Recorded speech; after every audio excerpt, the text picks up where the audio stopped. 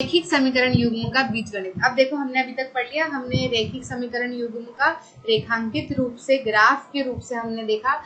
क्या क्या देखा हमने ग्राफ के रूप से कि भैया 3 तरीके के ग्राफ बन सकते हैं।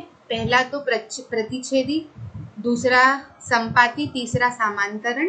ठीक है, प्रतिच्छेदी में क्या क्या होता है, A1/A2 बराबर नहीं होता है B1/B2 के, और ये क्या होती है, संगत होते हैं और इनका एक हल होता है।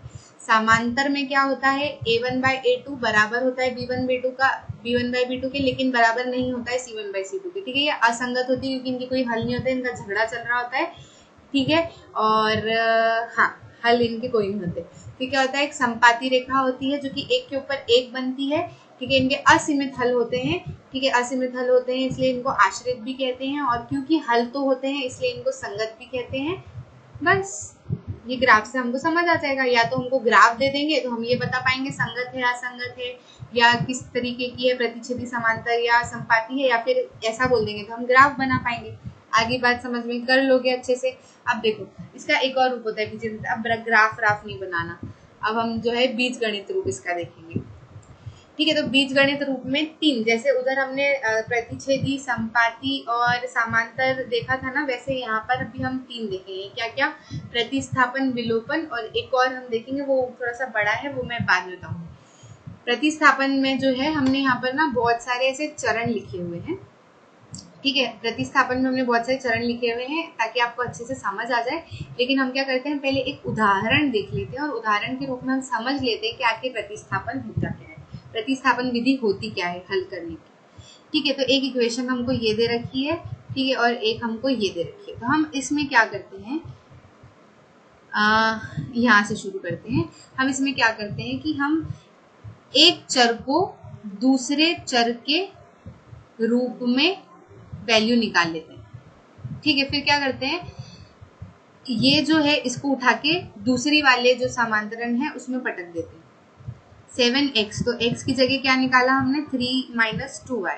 3 - 2y ऐसा कैसा लिख देती हूँ, -15y = 2। कोई जादू किया क्या मैंने, किसी को ऐसा लगा कि क्या हो गया, ये कुछ नहीं हुआ ना। हमने इसको क्या किया, इसको ऐसे लिख लिया, x = 3 - 2y लिख सकते हैं कि नहीं लिख सकते हैं। इसको उठाकर इधर ले जाएंगे तो ये क्या इक्वेशन है, 2 मत समझ लेना, ये इक्वेशन 1 है इसलिए ऐसा लिखा है, इक्वेशन 2 है इसलिए ऐसा लिखा है। ठीक है, अब हम क्या करेंगे, हमने ये निकाल लिया तो हमको x जो है हमने y के रूप में निकाल लिया, तो बस इसको उठा के यहाँ पटक देंगे। तो हमारा क्या होता है, प्रतिस्थापन में जब हम ऐसा कर देते हैं तो एक समांतरण ऐसा बन जाता है जिसमें सिर्फ एक ही चर होते हैं, और एक ही चर को सॉल्व करना तो हमको आता है भाई। 7 × 3 करेंगे तो कितना हो जाएगा, 21 - 7 × 2 कितना हो जाएगा, 14y -15y = 2। आपको ये सवाल तो नहीं कर रहा मैडम यहाँ 7 का मल्टीप्लाई क्यों नहीं किया, ऐसा सवाल मत करना। यहाँ ब्रैकेट था, ये मल्टीप्लाई में था, इसलिए इस पूरे को हमने मल्टीप्लाई किया, यहाँ माइनस का साइन है तो यहाँ फिर से हम माइनस ले आए। इसको सॉल्व कर लेते हैं, क्या हो जाएगा, ये 21 - 29y = 2, और ये क्या हो जाएगा 21, इसको इधर ले आओ -2 और इसको इधर ले जाओ कितना, तो ये 29y, ये कितना हो जाएगा 19/29, क्या आ जाएगा, y आ जाएगा। अब बस हमारा एक आ गया y, तो हम क्या करेंगे, इसी में ले जाकर वापस पटक देते हैं y को, तो हमारा x निकल जाएगा। y क्या आया, 19/29। इसको हम सॉल्व करेंगे तो ये कितना हो जाएगा, 3 - 2 × 9 = 18, 38/29, और ये कितना हो जाएगा 87 - 38/29। तो हमारा x जो है वो क्या आ जाएगा, x जो है वो क्या आ जाएगा 49/29, और y क्या आ गया हमारा 19/29। ठीक है, तरीका समझ आया कैसे करना है, क्या करना है। एक दो हमको समांतरण दिए होंगे, एक समांतरण हमको देखना है कि हम इजीली इसको इसमें आगे पीछे कर सकते हैं। तो हम क्या करेंगे, एक चर में उसको निकाल लेंगे, फिर जिस चर में हमने निकाला उसको उठा के दूसरे में पटक देंगे, तो जो दूसरा है वो हमारा एक ही चर में बन जाएगा। जब वो एक ही चर में रहेगा तो हम क्या करेंगे, उसका सॉल्यूशन निकालना हमारे लिए आसान होगा, क्योंकि उसमें सिर्फ एक ही चर होगा, तो हम उसका आंसर निकाल लेंगे, वैसा का वैसा उठा के दूसरे में पटक देंगे। पीछे पढ़ लेते हैं, यही लिखा है चरण में भी, एक चर का मान मानो y। ठीक है, अभी हमने x लिया है, यहाँ पर y के तौर पे बताया गया है। ठीक है, y को दूसरे चर x की पदों में किसी भी समीकरण से ज्ञात, देखो सुविधाजनक है, अगर आपको x लग रहा है तो y में कन्वर्ट कर लो, y को लग रहा है तो x में कन्वर्ट कर लो। इस इक्वेशन में भी हम ऐसा कर सकते थे, कि जरूरी नहीं है इसमें भी हम y को ऐसा कुछ निकाल के फिर इसमें पटक सकते थे, कोई परेशानी वाली बात नहीं है। क्योंकि मैंने प्रैक्टिस की हुई है इसलिए मैं समझती हूँ कि ये जो है ये ज्यादा इजी रहता है, क्योंकि इधर डिवाइड में कुछ नहीं आता, x जो है वो अकेला था, x के आगे कोई नंबर नहीं था इसलिए। ठीक है, बस उसके बाद में हम क्या करेंगे, अन्य समीकरण में y के इस मान को प्रतिस्थापित करें और इसे एक चर में समीकरण में कम करें, यानी x के संदर्भ में, जिसे हल किया जा सकता है। ठीक है, हल कर लिया हमने, इसको y में ले आए तो हमारा एक चर कम हो गया, एक ही चर बचा। अन्य चर का मान प्राप्त करने के लिए चरण 1 में उपयोग किए जाने वाले समीकरण में चरण 2 में प्राप्त x y के मान को प्रतिस्थापित कर दें। ठीक है, बस हो गया। हमने रैखिक समीकरण युग्म को हल करने के लिए अन्य चर के संदर्भ में इसे व्यक्त करके एक चर के मान को प्रतिस्थापित किया है। ठीक है, इसलिए इस विधि को क्या बोलते हैं, प्रतिस्थापन। एक और देख लेते हैं, क्वेश्चन देख लेते हैं तो हमको और अच्छे से समझ आ जाएगा। ठीक है, आफ्ताब अपनी बेटी से कहता है 7 साल पहले मैं तुमसे 7 गुना उम्र का था, अब से 3 साल बाद मैं तुमसे 3 गुना उम्र का रहूंगा। बहुत दिलचस्प है भैया, पिताजी बहुत स्मार्ट है। आफ्ताब जो है इस स्थिति को बीजीय और ग्राफ से हल करें। देखो ग्राफ से हल करना तो हमको आता है, बीजीय से मैं आपको बता देती हूँ। बोलोगे मैडम बताते बताते आप पूरा ही बता देते हो, नहीं, अब मैं सिर्फ आज बीजीय से बताऊंगी, ग्राफ से आप सॉल्व करोगे।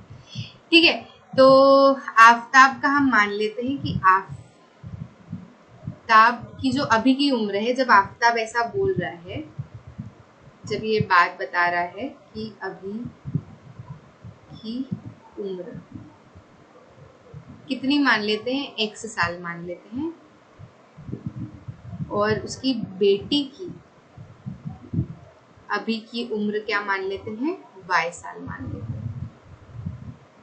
आगे बात समझ में। अब आफ्ताब क्या बोल रहा है, 7 साल पहले, तो 7 साल पहले आफ्ताब की उम्र कितनी हो जाएगी भैया, अभी की उम्र में से 7 माइनस कर देंगे। मैं तुमसे 7 गुना उम्र का था, किससे भैया, बेटी से। तो भाई 7 साल पहले तो बेटी भी जो है वो 7 साल उसकी उम्र कम हो जाएगी, तो वो क्या बोल रहा है, मेरी उम्र जो है 7 साल पहले तुम्हारी उम्र से 7 गुना बड़ी थी।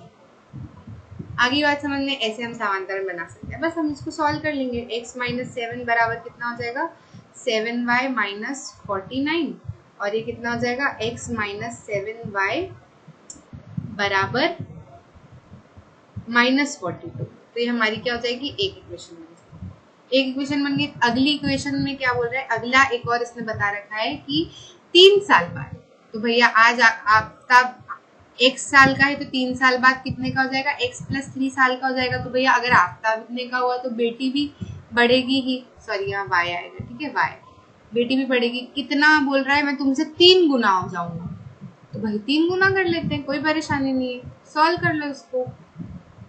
3y प्लस 9 कितना हो जाएगा, x माइनस 3y बराबर कितना हो जाएगा, ये 9 बस ये दूसरी इक्वेशन बन गई। तो हमने क्या करा, इसको बीजीय रूप से देख लिया, ग्राफिक रूप से। अब इन दोनों को सॉल्व भी कर लेते हैं।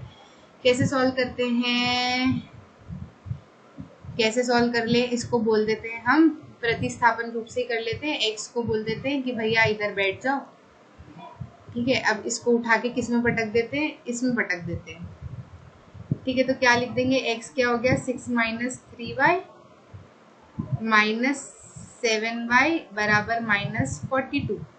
तो ये कितना हो जाएगा, 6 माइनस 10y बराबर कितना हो जाएगा, माइनस 42, ठीक है। तो माइनस 10y कितना हो जाएगा,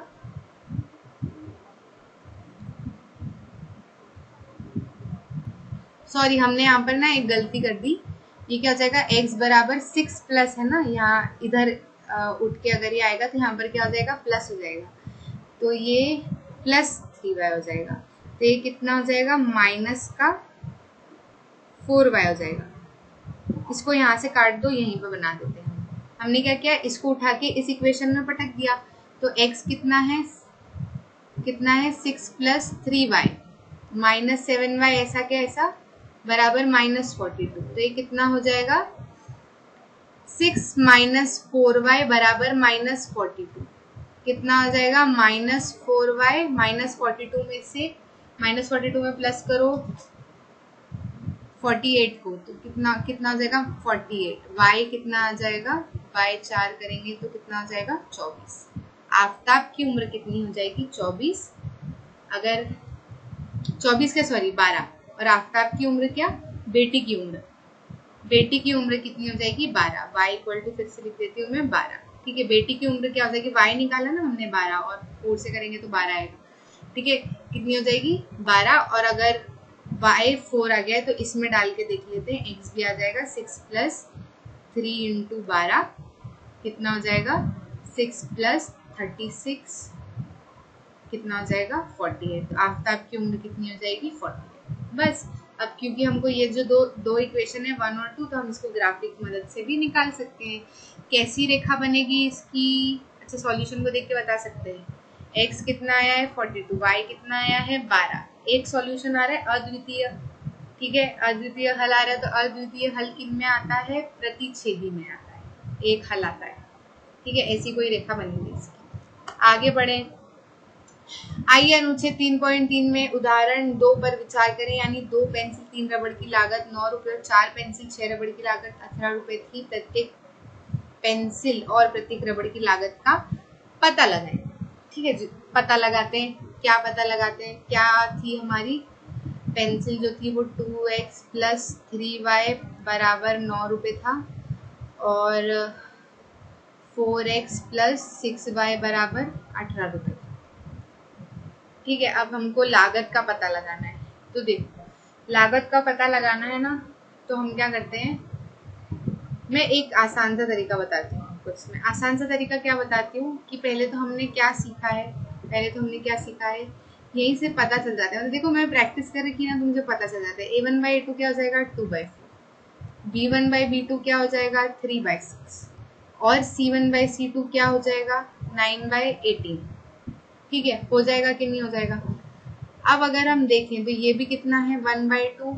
ये भी कितना है? 1/2। और ये भी कितना है? 1/2। तो क्या है भाई हमारा? a1/a2 बराबर आ रहा है b1/b2, और ये जो है बराबर आ रहा है c1/c2 के। तो इसके क्या है? असीमित बहुत सारे हल निकलेंगे। ये किसकी कंडीशन है? संपाती की कंडीशन है। ठीक है, तो इसके क्या होंगे? असीमित कई सारे हल निकलेंगे। ठीक है, तो हम कैसे इसका हल निकाल पाएंगे? असीमित कई सारे हल हैं इनके।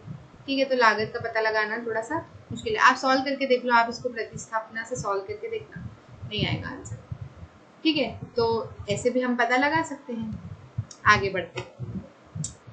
विलोपन विधि। ठीक है, प्रतिस्थापना विधि हमने देख ली। अब हम क्या करते हैं? विलोपन विधि देखिए। विलोपन विधि क्या होती है? इसमें भी हम क्या करेंगे, हम पहले उदाहरण देख लें, फिर उसके बाद में हम जो है आगे का समझेंगे। ठीक है, आगे का समझेंगे। विलोपन विधि क्या होती है? विलोपन मतलब क्या होता है? गायब हो जाना। ठीक है, विलोपन का मतलब क्या होता है? गायब हो जाना। देखो, पहले तो हम यहाँ देख लेते हैं, रैखिक समीकरणों की निम्नलिखित युग्म के सभी संभावित हल खोजने के लिए विलोपन विधि का उपयोग करें। अच्छा, पहले ये वाला क्वेश्चन है ना, दो व्यक्तियों की आय का अनुपात 9:7 है और उनके व्यय का अनुपात 4:3 है। यदि उनमें से प्रत्येक प्रति माह 2,000 रुपए बचाने का प्रतिबंध करता है तो उनकी मासिक आय का पता लगाएं। ठीक है, तो हम क्या करेंगे भैया कि जो आय है, दोनों व्यक्तियों की आय है, तो एक व्यक्ति की आय क्या हो जाएगी? 9x, और दूसरे व्यक्ति की आय क्या हो जाएगी? 7x।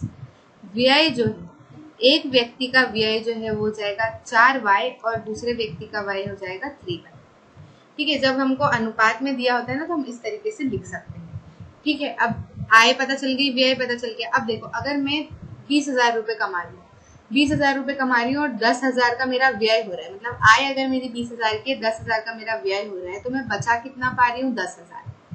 ठीक है, हमको यहाँ पे बता रखा है कि 20,000 बचा पा रहे, तो हमने कैसे निकाला? हमने आय में से व्यय को माइनस कर दिया, तो हमारा जो बचत है वो निकल गई। ठीक है, तो बचत तो हमको पता है,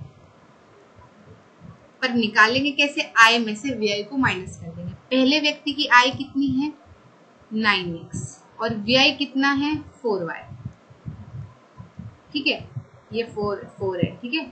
और बचत कितनी है 2000, लिखा है प्रत्येक व्यक्ति का प्रति माह दोनों जो है वो 2000 बचा रहे हैं। बहुत ही समझदार है, सेविंग तो करनी चाहिए, ठीक है। दूसरे व्यक्ति का क्या है 7x आय है और व्यय कितना है 3y, बचा ये भी रहा है 2000, बहुत ही अच्छी बात है भाई, ठीक है। हमको पता करना है कि इनकी आय कितनी है, ठीक है। तो हम क्या करेंगे, विलोपन विधि देखते हैं। विलोपन विधि कैसी होती है, क्या करते हैं, किसी एक चर को पकड़ते हैं और उनके जो आगे के नंबर है उनको बराबर करने की कोशिश करते हैं। आप इसमें भी कर सकते हो, लेकिन मेरा मन है y में कर लेते हैं। अच्छा, हम इन दोनों को बराबर कब कर सकते हैं, जब इसमें मैं 3 का मल्टीप्लाई करूँ और इसमें मैं 4 का मल्टीप्लाई करूँ। इसमें 3 का मल्टीप्लाई कर दूंगी तो 12 आ जाएगा, इसमें 4 का मल्टीप्लाई कर दूंगी तो भी 12 आ जाएगा। हो जाएंगे बराबर दोनों, बिल्कुल हो जाएंगे। कर देते हैं, क्या हो जाएगा, पर पूरे में करेंगे, ऐसा नहीं सिर्फ इसमें करेंगे, पूरे में होगा वो मल्टीप्लाई, ठीक है। 3 3 जा 3 9 जा 27x माइनस 3 4 जा 12x बराबर कितना हो गया 3 2 जा 6, 6000। दूसरी इक्वेशन में कितना करना है, 4 का मल्टीप्लाई करना है, तो ये कितना है 28x माइनस 3 4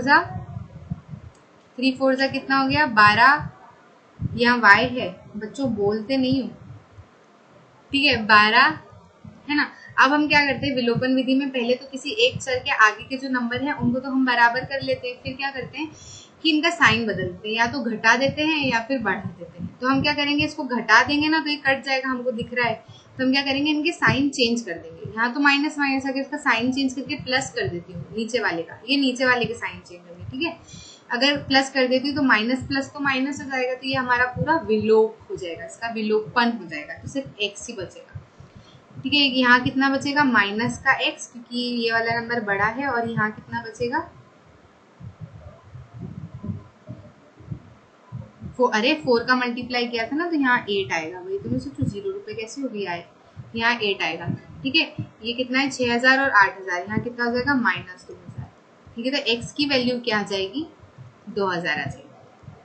आगे बात समझ में, अब x की वैल्यू 2000 आ गई तो y की वैल्यू तो हम निकाल सकते हैं, किसी में भी पटक दो, इसमें पटक देते हैं 7x सॉरी कितना 2000, तो 7 ये कितना हो जाएगा 14000 माइनस 3y बराबर 2000, ठीक है। तो ये कितना हो जाएगा 14 में से ये हो जाएगा 12000 और 3y को इधर ले जाएंगे तो कितना आ जाएगा 3 4 12, 4000 क्या हो जाएगी ये y आ जाएगा। अब y x और y जो है ये व्यय और आय नहीं है। पहले व्यक्ति की आय कितनी है 9x और दूसरे व्यक्ति की आय कितनी है 4y। हमको क्या निकालनी है, आय निकालनी है। 4x है, यहाँ पर गड़बड़ हो जा रही है आज थोड़ी, यहाँ पर नहीं, ये तो y ही है, सॉरी y ही है, ठीक है। पहले व्यक्ति की आय कितनी है 9x, दूसरे व्यक्ति की आय कितनी है 7x। पहले व्यक्ति की व्यय कितना है 4y, दूसरे व्यक्ति का व्यय कितना है 3y, ठीक है। हमको आय निकालना है, तो x पता चल गया ना, तो पहले व्यक्ति की आय पता करनी है ना दोनों व्यक्ति की, तो क्या हो जाएगी, पहले व्यक्ति की आय कितनी थी 9x, तो 9 इंटू 2000, तो पहले व्यक्ति की आय कितनी हो गई 18000, ठीक है। और दूसरे व्यक्ति की आय कितनी थी 7x, तो दूसरे व्यक्ति की आय कितनी हो गई बोलो 14000। आगे बात समझ में, व्यय भी हम निकाल सकते हैं, ऐसे y में मल्टीप्लाई 4 और 3 में मल्टीप्लाई कर लेंगे। आगे बात समझ, आगे बढ़ते हैं। रैखिक समीकरणों के निम्नलिखित युग्म से संभावित हल खोजने के लिए विलोपन विधि का उपयोग करो। यहाँ पर भी हम कर सकते हैं भैया